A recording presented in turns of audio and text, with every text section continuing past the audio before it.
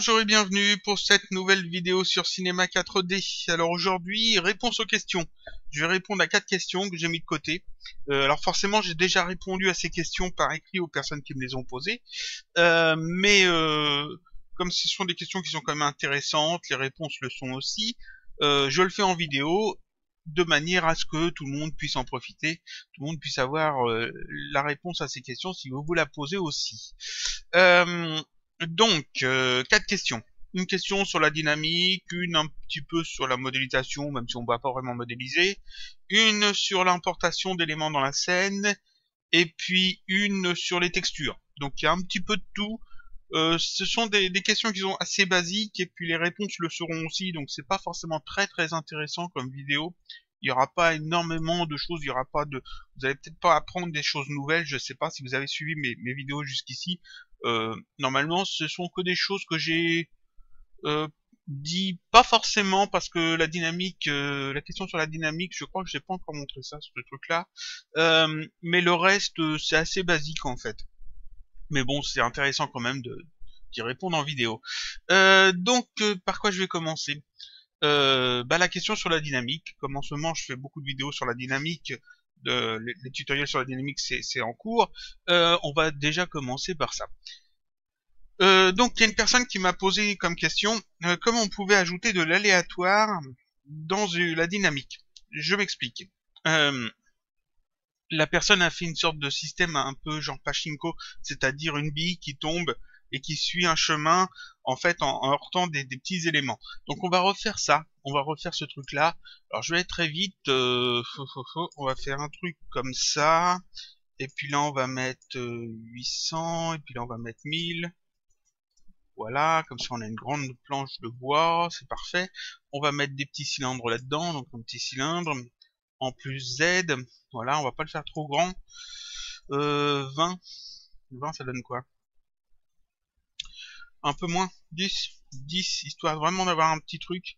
Ouais, 10 c'est pas mal. On s'en fiche un petit peu de la longueur. Je vais placer ça dans un cloneur, histoire d'en avoir plein. Tac, j'aimerais bien avoir, voilà, les lignes, histoire de voir un petit peu mieux ce que je fais et puis que ce soit plus clair dans la vidéo. Donc le cloneur, on va faire une répartition sur une grille. Tac. Tout ça, c'est juste pour vous expliquer un petit peu le truc. Ce que je vais faire, c'est que je vais agrandir comme ça. On va mettre ça jusque là. On va agrandir aussi sur la hauteur. Alors je vais laisser un petit peu en au-dessus. Oui, c'est parfait. Voilà, on va en mettre plein. Tac, tac, tac. Alors par contre sur la profondeur, j'en veux qu'un seul. Voilà, c'est très bien. Donc 6, puis là on va en mettre 6 aussi. Ouais. On va en mettre 7. Tac, parce que non, c'est là. Là, je vais laisser 6 et là, je vais mettre 7. Tac. 7 et 7. Allez. Je chipote pour rien, je perds du temps. C'est pas utile de passer du temps comme ça. C'est pas grave. Le cloneur, je rends ça éditable, touche C. Comme ça, j'en ai plein. Ce que je vais faire, c'est que je vais peut-être en sélectionner. Alors, faut que j'aille plus vite quand même à sélectionner tout ça. On va faire un truc comme ça. Hop. Hop. On va sélectionner cela aussi. Là. Ah. Comme ça.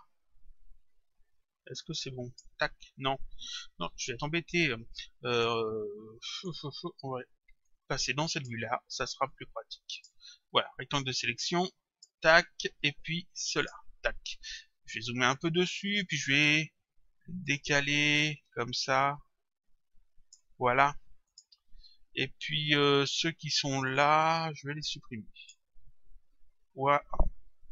Non, je ne veux pas supprimer le cube, seulement ces trois-là. Parfait. Il me semble que c'est pas mal. Ouais. Ça ressemble pas du tout à un système de pachinko, mais c'est pas grave.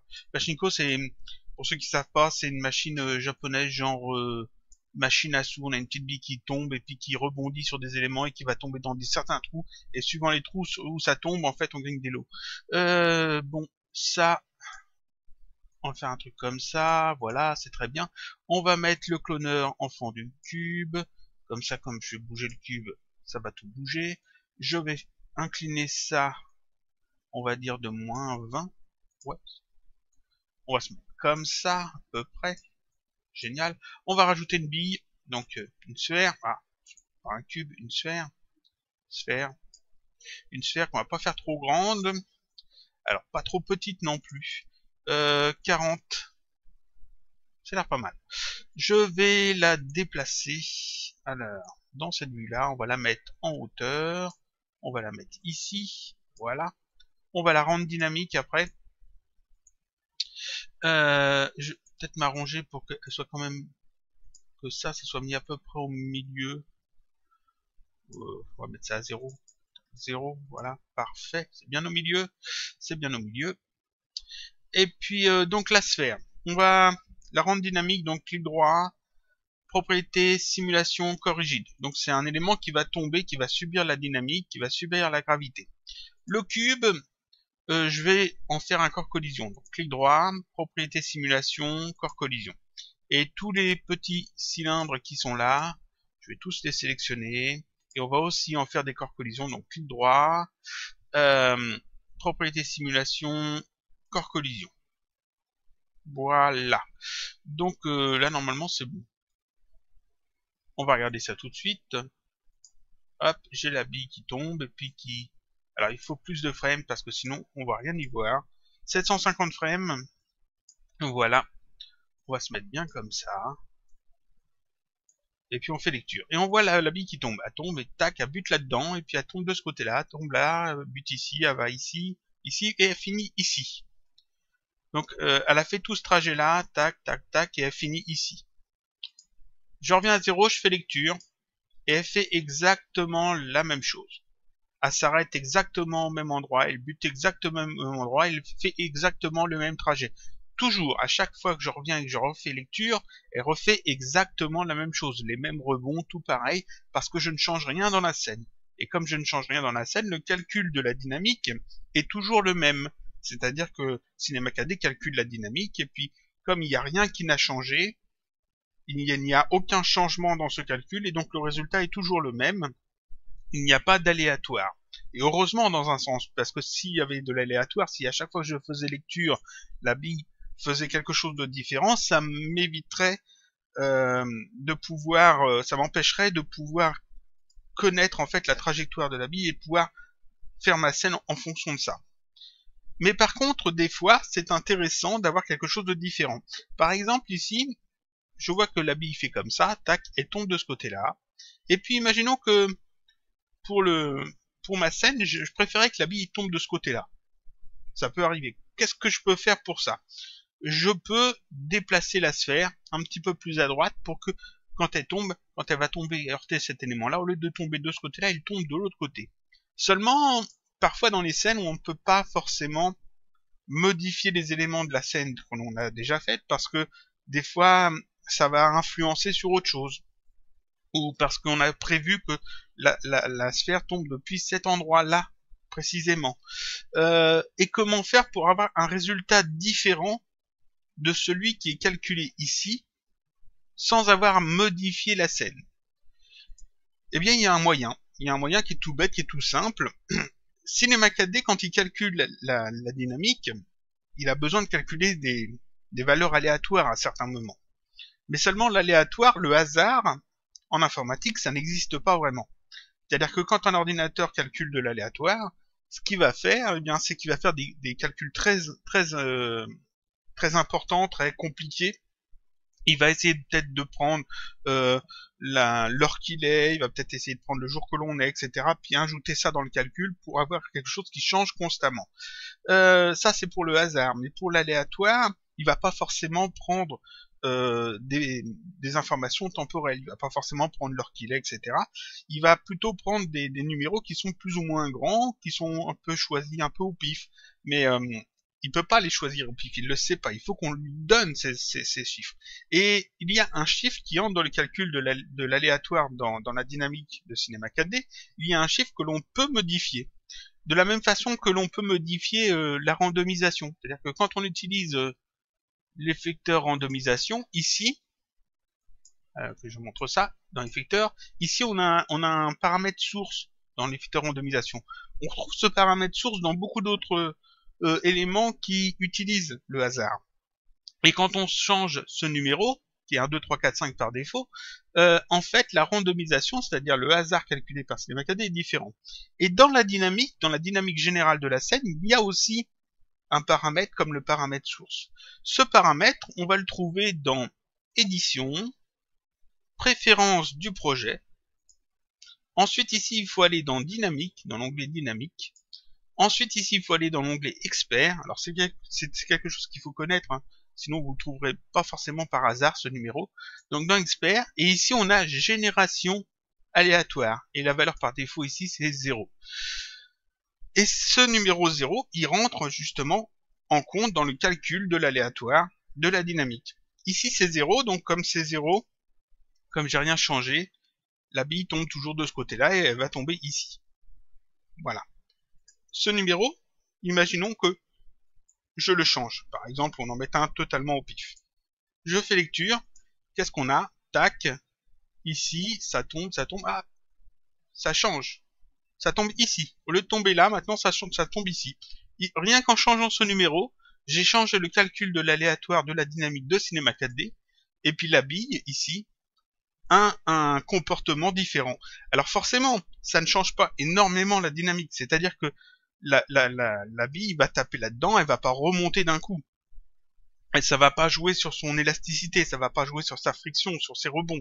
Ça va juste jouer sur un petit rien, un petit quelque chose qui fait que ça peut faire pencher la balance d'un côté ou de l'autre. Donc c'est pas grand chose, mais des fois il faut tester plein de numéros pour trouver un truc totalement différent. J'en ai essayé encore un autre. Alors ici c'est le maximum. Tac, et on regarde ce que ça donne. Cette fois, elle tombe de ce côté-là. Tac.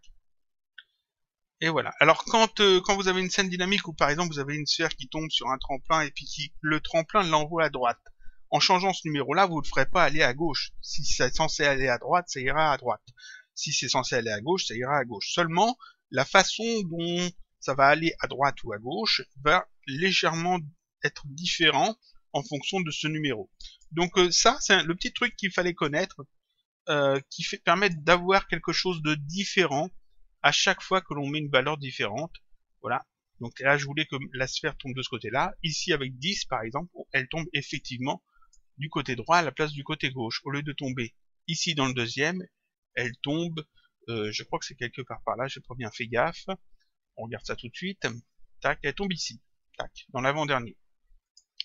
Donc ça, c'était pour ajouter un petit peu d'aléatoire dans la dynamique. Si le rendu dynamique que vous avez ne vous plaît pas et que vos éléments ne rebondissent pas, ne tombent pas exactement comme vous le souhaitez, etc. Si ça vous plaît pas, si vous trouvez que c'est pas esthétique, que c'est pas beau et que vous ne voulez pas changer dans votre scène, vous pouvez donc aller dans Édition, Préférences du projet, ensuite ici dans Dynamique et ensuite ici dans Expert. Et là vous avez Génération aléatoire et vous pouvez modifier ce chiffre pour essayer de trouver quelque chose qui correspond un petit peu mieux à ce que vous recherchez sur un plan esthétique.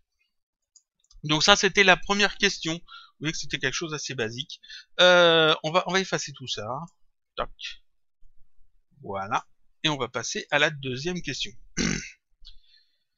La deuxième question, c'est quelque chose que j'ai déjà montré dans une vidéo. J'en avais déjà parlé. Mais qui là est utile pour répondre à la question qu'on m'a posée. La personne me demande en fait comment faire pour changer l'axe central d'une animation qui se fait frame par frame. En fait, la personne utilise un logiciel comme Maximo, un logiciel Maximo, où il y en a d'autres aussi. Ce sont des logiciels où on a des personnages déjà tout faits, on les anime. Le logiciel Maximo et puis ces autres logiciels sont faits pour animer des personnages comme DaStudio, comme Poser aussi doit le faire. Il y en a plein comme ça. MakeHuman, je sais pas s'il fait de l'animation, je l'utilise pas, donc faudrait que je regarde un jour. Il y a beaucoup de logiciels comme ça qui font en fait de l'animation de personnages. C'est-à-dire qu'on a un personnage et on l'anime et puis ensuite on peut exporter l'animation du personnage, donc dans différents formats, et puis l'importer après dans d'autres logiciels comme Cinema 4D, comme Maya, comme 3ds Max, comme Blender, etc. Quand on anime quelque chose dans Cinema 4D, on va dire par exemple à la frame 0, un élément se trouve ici, puis on va dire à la frame 10 il se trouve là, puis à la frame 20 il se trouve là. Et puis Cinema 4D va faire une interpolation et on n'a pas besoin de mettre une image clé à toutes les frames. L'animation va être calculée. Cinema 4D va dire, bah si c'est à 0, et ça se trouve là, si à la frame 10, ça se trouve là, c'est-à-dire qu'à la frame 1, 2, 3, 4, 5, 6, 7, 8, 9, ça va se trouver à tel ou tel endroit. Et il va faire ça, il va interpoler, il va calculer où est-ce que c'est censé se trouver dans les images intermédiaires. Donc on n'a pas besoin de mettre une image clé à chaque frame. On en met seulement aux endroits où c'est vraiment important, où il y a vraiment un changement. Dans les logiciels d'animation de personnages comme Maximo, souvent on a une keyframe, une image clé toutes les frames. C'est-à-dire que le logiciel va dire à la frame 0, la main se trouve ici, à la frame 1 elle se trouve ici, à la frame 2 elle se trouve ici, à la frame 3 elle se trouve ici, etc. Au lieu de dire de là à là c'est comme ça, elle va dire ici c'est là, ici c'est là, ici c'est là pour chaque frame. C'est assez gênant parce qu'en fait on se retrouve avec plein d'images clés ici. Et ça c'est embêtant parce que quand on importe ça après dans d'autres logiciels comme dans Cinema 4D, le centre du monde de ce personnage, c'est le point 000, et toutes les frames sont calculées à partir de ce point 000. C'est-à-dire que si on veut déplacer le personnage, en fait, dans certains cas, pas tout le temps, ça dépend des logiciels, mais dans certains cas, il faut déplacer toutes les frames. C'est-à-dire qu'il faut sélectionner à chaque image, il faut refaire la modification, le personnage a bougé. Alors il y a d'autres façons de faire ça, on peut grouper avec d'autres éléments, etc. Mais il y a une façon toute simple d'ajouter ce genre de personnage dans Cinema 4D sans avoir à se soucier après des clés. Ce que je vais faire, c'est comme j'ai pas de logiciel comme Maximo, etc. Je vais faire en fait une animation frame par frame. Alors on va dire sur 10 frames seulement, histoire de pas avoir trop de trucs. Voilà, 10 frames. On va ajouter un cube dans la scène, et puis on va mettre à chaque frame, on va mettre une animation. Donc on va dire à la frame 0, le cube est là. À la frame 1, le cube est ici. À la frame 2, je vais le mettre en haut. Hop, à la frame 3, je vais le mettre ici. À la frame 4, on va le mettre un peu plus loin. Tac. À la frame 5, encore un peu plus loin. Alors ça, c'est ce que ferait un mauvais logiciel d'animation. Parce que normalement, j'aurais juste à dire à tel frame il est là, puis à tel frame il est là, puis j'avais pas besoin de mettre les clés intermédiaires. Le logiciel les calcule. Ici, oui, ici, c'est pas grave. Je vais, alors, là, comme ça, je vais exprès faire les choses mal pour montrer un petit peu le point de vue. Ah, et la fonction en fait que je veux montrer. Voilà, et à la frame 10, on va remettre ça à 0. Voilà. Et donc quand je fais lecture, j'ai le cube qui fait ça. Il n'y a que 10 frames, mais c'est parfait. J'enregistre ça. Alors j'ai déjà mis le nom de fichier, donc ça me l'a enregistré ici, préparation de tuto, j'avais mis ce nom-là, c'est pas grave. Et ça me l'a enregistré dans tout ce truc-là, bibliothèque, travaux, Maxon, CKD débutant, préparation de tutoriel, fichier pour Xref. Xref, parce que oui, en effet, c'est avec les Xref qu'on va faire ça. Je fais un nouveau fichier. Si j'ajoute, je charge là-dedans, d'ailleurs je vais tout fermer, tac, tout fermer, j'ai un nouveau fichier. Si je charge mon fichier, tac, je le refais glisser, je retrouve en fait le truc. Mais là il est à 000. Donc en fait, quand je vais le bouger, si je vais le bouger à la frame 1, à la frame 0, si je le bouge et que je fais lecture, bah de toute façon ça va pas bouger mes clés d'animation. Comment je peux faire? Je pourrais tout à fait ici, alors c'est là-dedans, tac, utiliser les systèmes de mouvement. On a déjà vu ça, ça me permettrait de gérer le truc assez bien. Je pourrais bouger en fait, si c'est un personnage qui marche, par exemple, je pourrais faire une petite sous-animation en fait du personnage en train de marcher et après le déplacer comme je veux. Ouais, mais là c'est pas le truc que je vais montrer. Ce que je vais montrer, c'est les Xref. Xref que j'ai déjà expliqué dans une vidéo.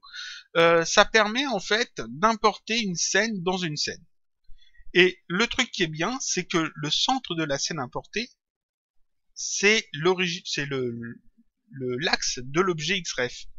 Donc pour ça, il me suffit juste d'aller dans créer, ici dans XREF, et ici d'ajouter l'élément XREF. Je peux cliquer là-dessus, mais je préfère utiliser directement l'élément. Donc j'ajoute l'objet XREF, tac, ça me l'ajoute ici, il est en rouge parce qu'il n'y a pas encore de fichier défini. Ici, il me demande une référence, c'est simplement où est-ce que est le fichier à insérer. Donc je clique là-dessus, et je vais chercher mon fichier préparation de tuto que je viens de faire avec le cube. Je fais ouvrir, et voilà, et ça me l'a chargé. Et là, en fait, si on regarde ici, on n'a pas les clés d'animation. Je peux aller cliquer là-dessus, tac. Là, j'ai les clés d'animation qui sont affichées. Mais si je clique sur le XREF ici, il est groupé en fait dans le XREF. Et le XREF, lui, je peux le déplacer. Si je le déplace, si je le mets là-bas, là, quand je fais lecture, l'animation se situe bien ici. Alors seulement sur 10 frames. Donc ici, je vais mettre 20, histoire que ça se répète plus rapide, plus souvent. Voilà, et ça se fait bien ici. Et si je déplace ce XREF, ça se fait là où je le déplace. Et donc j'ai pas besoin de me soucier de déplacer chaque frame. Parce que là, en fait, je déplace directement le fichier que j'ai inclus dans ma scène Cinema 4D. Et donc, votre personnage fait sous Maximo, sous Daz Studio, sous n'importe quoi, si vous le chargez dans un XREF, en fait, vous pouvez après tout à fait le gérer comme un élément Cinema 4D. C'est un objet Cinema 4D. C'est-à-dire que cet objet XREF, je peux lui mettre des clés d'animation. Dire que à la frame 0, il se trouve là, et puis à la frame 10, il se trouve ici. Tac. Et quand je fais lecture, tac, il bouge comme ça. Voilà. Et donc si c'est un personnage qui marche, il va marcher le long de mon animation de l'objet XREF. Donc ça, c'est le petit truc qu'il faut savoir, qu'il faut penser à utiliser quand on veut importer une scène dans une autre scène. Le fait de passer par un objet XREF permet de vous simplifier énormément les choses en termes d'animation, en fait, de clés d'animation, parce que l'animation que vous avez dans votre scène importée, vous n'avez pas besoin de la modifier pour que l'axe corresponde en fait à votre nouvelle scène. Donc je ne sais pas si c'était très clair, j'espère que j'avais bien expliqué en fait à la personne qui m'avait posé la question, je pense que oui. Et là je pense que vous avez quand même assez compris. Sinon je vous conseille d'aller revoir en fait la vidéo que j'avais fait sur le XREF où j'expliquais ça peut-être un petit peu mieux, je sais pas. Ensuite, troisième question, c'est de la modélisation. En fait, c'est un truc très basique. C'est une question qui me revient assez souvent. Comment on modélise des rochers, comment on modélise des falaises, comment on modélise des cailloux, comment on modélise des crevasses, comment on modélise des collines, etc. C'est quelque chose d'assez basique en fait. On prend une primitive, on la déforme, et puis c'est fait. Et puis on met une jolie texture, parce que la texture joue beaucoup pour ce genre de choses. Ici, la personne, dernièrement, la personne m'a demandé comment on modélisait une falaise. Comment on pouvait faire pour modéliser une falaise. C'est des choses que j'explique pas d'habitude, parce que c'est tellement évident pour moi. C'est-à-dire que on prend un plan, et puis on le déforme. Puis on a une falaise. Mais il y a des personnes qui ont besoin de le voir, de voir ça en vidéo, que ce soit plus visuel. Donc je vais vous montrer ça tout bêtement. On prend un plan, parce que c'est un élément d'environnement, donc on va partir sur quelque chose de plutôt plat. On va mettre, on va le faire assez grand ce plan. Alors je vais l'agrandir un petit peu comme ça, tac. Là, puis un petit peu comme ça. Et ici les segments, on va s'arranger pour que ce soit quand même des.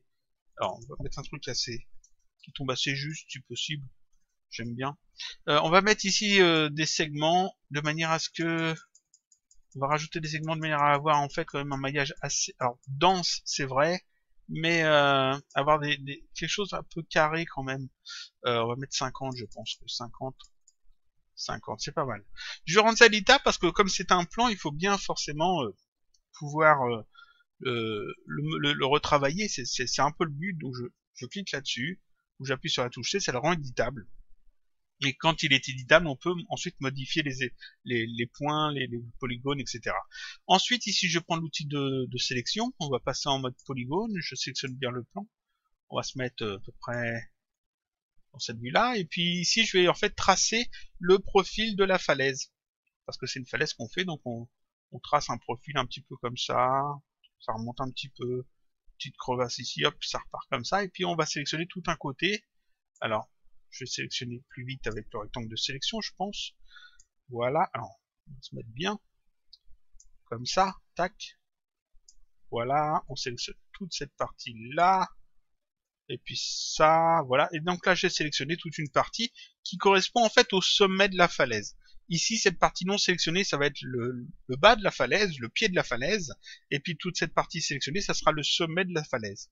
Et donc, comme j'ai sélectionné tous ces éléments, j'appuie sur la touche CTRL, je reste appuyé sur la touche CTRL et je déplace en fait tous ces éléments sélectionnés sur l'axe Y, un petit peu comme ça. Je rappuie sur la touche CTRL, je reste appuyé sur la touche CTRL et je vais encore le faire. Je vais le faire comme ça plusieurs fois, de manière à avoir en fait, hop, ici plusieurs segments de hauteur. Voilà, on fait une grande falaise. On dira que c'est bon. Voilà, ce sera pas terrible, mais on dira que c'est bon. Je vais désélectionner tout ça. Voilà, donc ici, si je regarde dessous, en fait, voilà, j'ai un truc totalement creux. Et là, j'ai une falaise, mais elle est très carrée cette falaise. C'est un élément d'environnement, mais c'est trop carré. Et donc, si vous avez les outils de sculpture dans Cinema 4D, si vous avez une version récente avec les outils de sculpture, bah là, vous pouvez vous amuser, prendre les outils de sculpture et sculpter directement dans la roche, sculpter votre falaise. Ça fonctionne très bien, même sans avoir à sélectionner les polygones avant, vous partez directement du plan, vous sculptez comme avec Sculptrice, par exemple, ou comme vous ferez avec ZBrush, ça fonctionne très bien. Moi, j'ai une version qui n'a pas les outils de sculpture. Beaucoup de gens ont des versions qui n'ont pas les outils de sculpture ou ne veulent pas utiliser les outils de sculpture. Et dans ce cas, bah, on a d'autres méthodes. Dans Cinema 4D, on a le pinceau. Donc, je vais dans Maillage, outils de transformation, et ici on a le pinceau. Le pinceau, je l'ai déjà montré en fait dans plusieurs tutoriels, notamment le tutoriel sur la modélisation de la main, on l'avait pas mal utilisé. Je l'ai utilisé dans d'autres vidéos aussi, donc j'ai expliqué déjà. Donc je le sélectionne et puis en fait j'ai ici l'équivalent d'un outil de sculpture basique. J'ai une brosse en fait, le pinceau, avec ici des réglages et je peux donc jouer un petit peu sur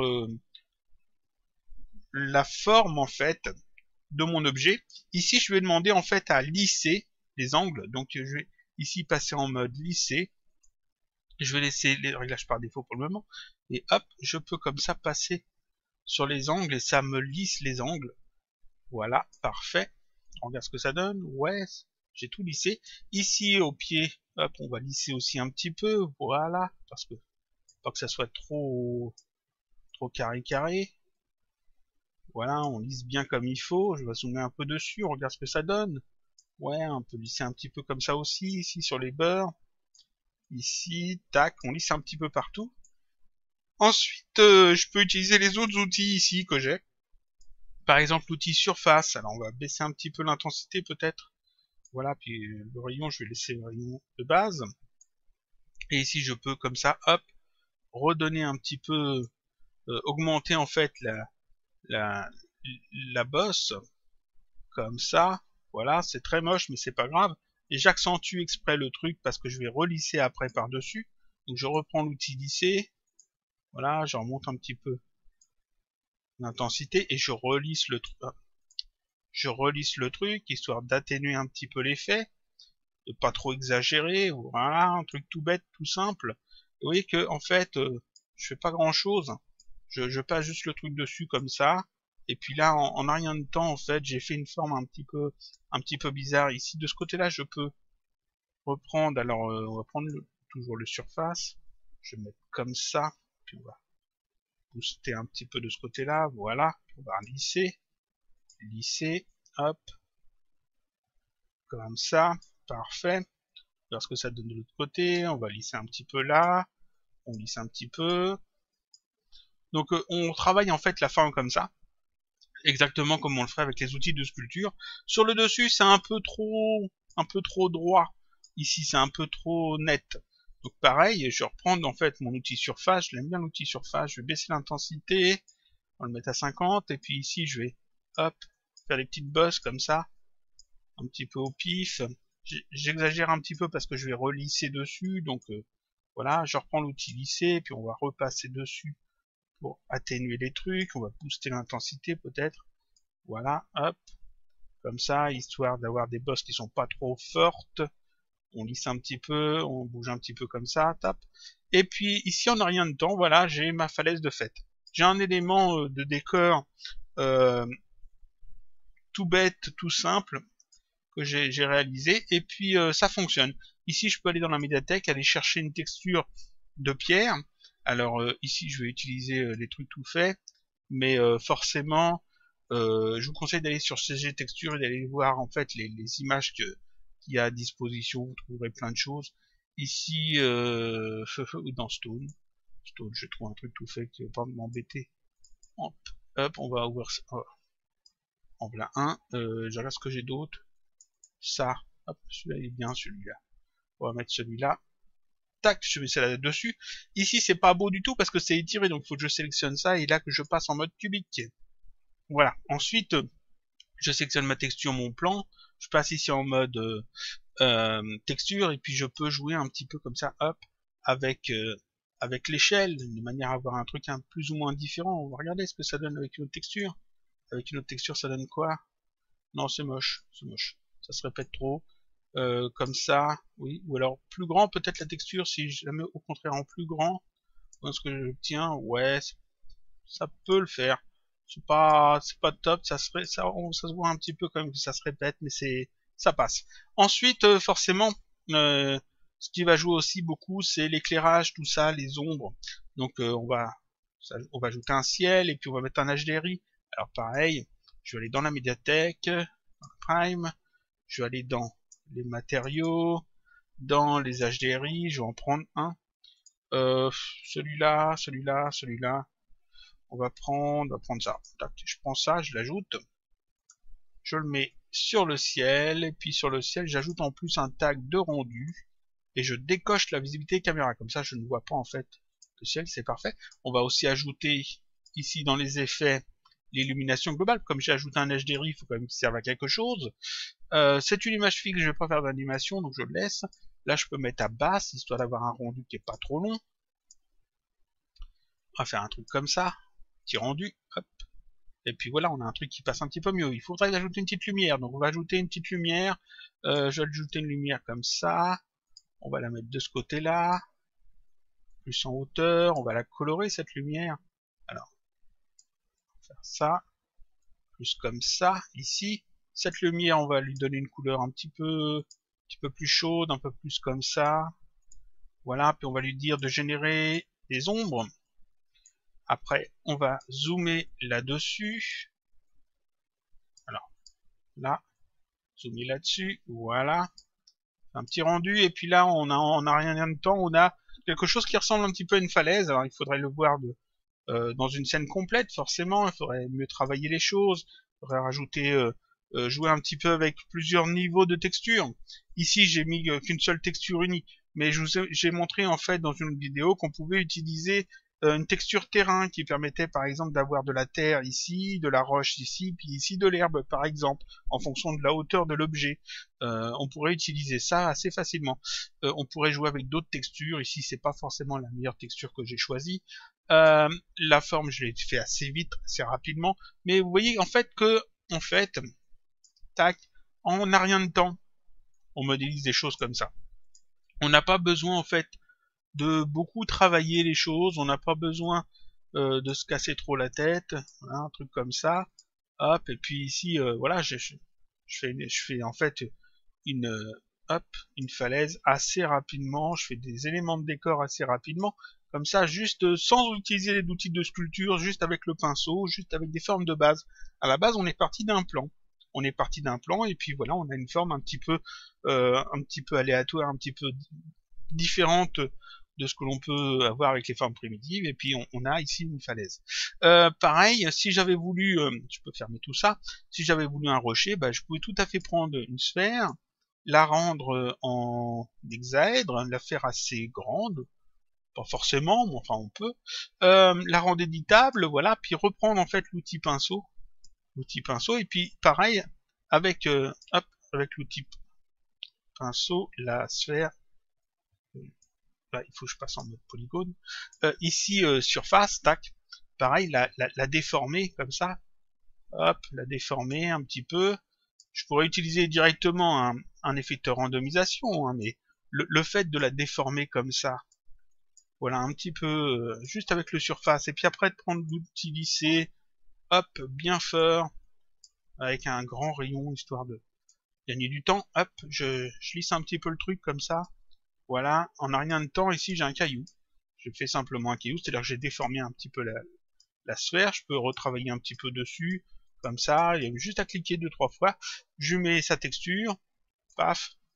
Voilà, je fais un rendu et j'ai un caillou. Alors, je fais un rendu, mais forcément, faut quand même que je remette les choses bien. J'ai pas mis le ciel. Voilà, j'ai un caillou, tout bêtement, tout simple.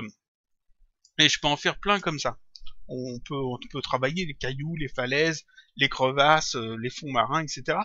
Il suffit de partir d'une primitive, n'importe laquelle, celle qui correspond le mieux à ce que vous voulez faire. Si c'est un caillou, vous allez plutôt partir d'une sphère ou d'un cube très subdivisé.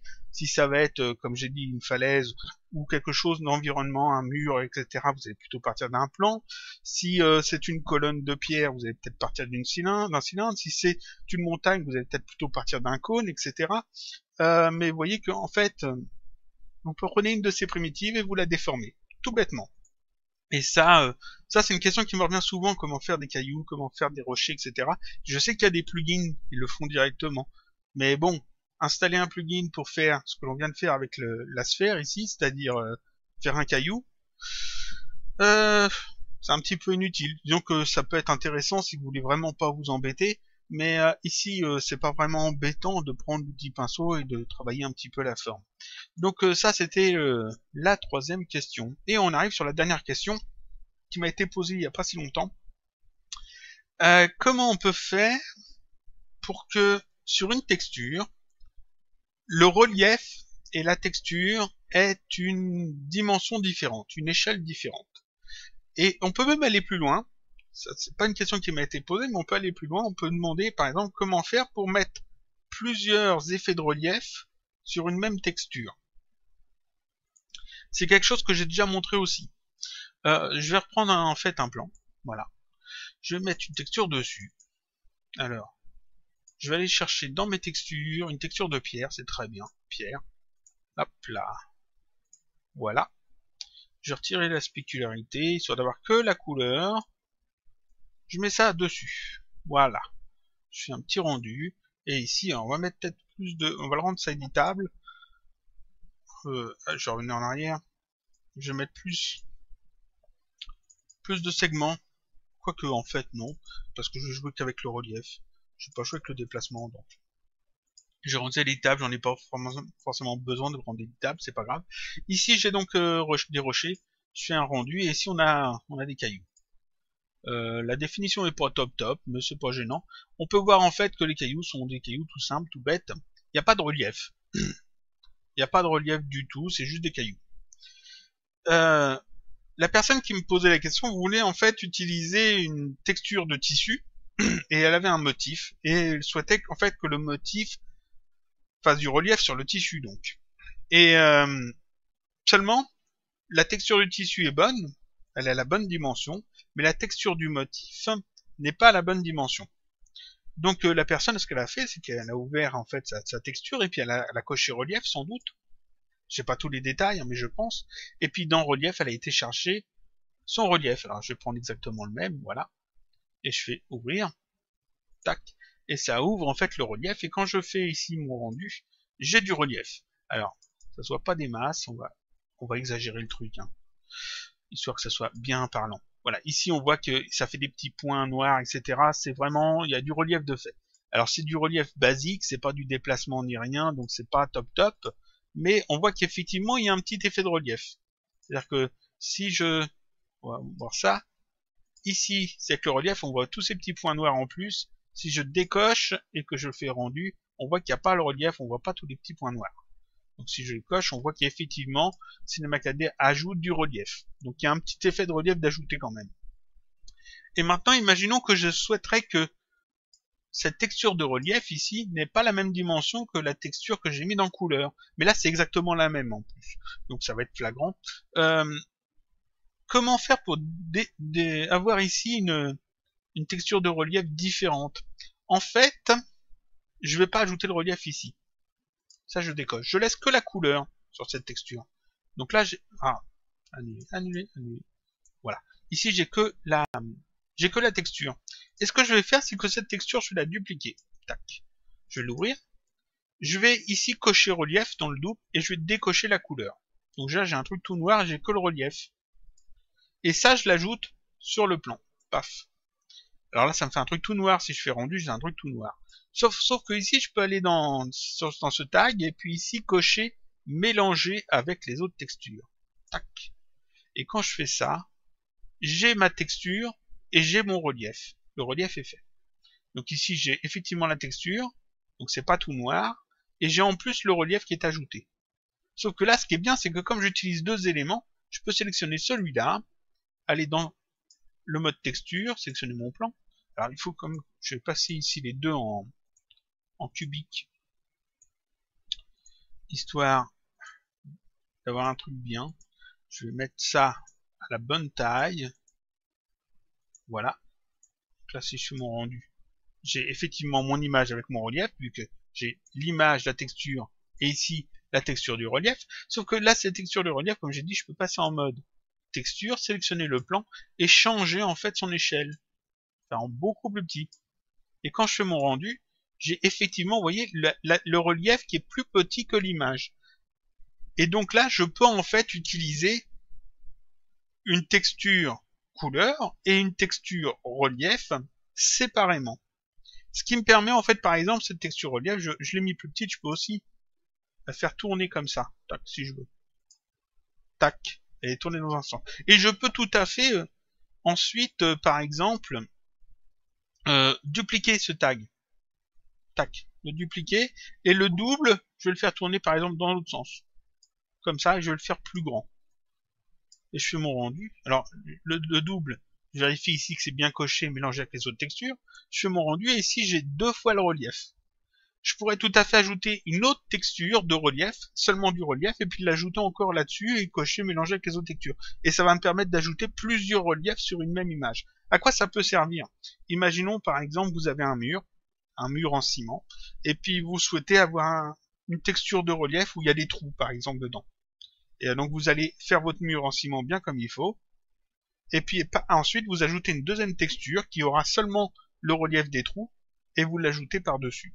Et puis peut-être qu'après, vous allez avoir peut-être besoin d'une autre image de relief qui va peut-être contenir peut-être une grosse cassure ou une fêlure ou peut-être un truc gravé dans le mur. Et puis dans ce cas-là, vous pouvez en plus l'ajouter encore une fois. Et tout ça avec des dimensions propres à chaque fois, avec des textures qui vont se répéter ou pas, etc. Vous pouvez jouer comme ça avec plusieurs textures. Donc ça, c'était la méthode pour ajouter en fait plusieurs reliefs sur un objet et avoir en fait la couleur et les reliefs séparés, donc de pouvoir en fait gérer la dimension de la texture, de la couleur, du canal couleur, et la dimension des bumps, des reliefs, des images de relief que vous mettez dans le canal relief ou dans un autre canal, dans le canal déplacement ça fonctionne aussi. Pour les avoir de formes différentes, par exemple de tailles différentes, d'orientations différentes, etc. Donc ça, c'était la quatrième question, quatrième réponse. J'espère que c'était clair. Je vais fermer ça, voilà. Je pense pas qu'il y aura de fichiers bonus sur l'article du blog, parce qu'en fait j'ai rien à fournir ici. Les réponses aux questions, il y a rarement en fait des bonus. Donc je répète, on a vu l'aléatoire dans la dynamique, les XREF, sculpter des rochers, cailloux, falaises, crevasses, etc. à partir de primitives, c'est tout bête, juste avec l'outil pinceau, sans même avoir besoin des outils de sculpture, même si les outils de sculpture sont quand même plus intéressants pour faire des choses plus poussées. Et puis dans ce cas-là, vous pouvez utiliser Sculptrice. Et puis plusieurs reliefs sur une texture, sur un même objet, avec des tailles différentes ou des fichiers différents.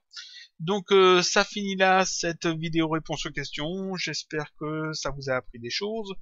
Je vous dis à la semaine prochaine pour une autre vidéo tutoriel toujours sur Cinema 4D.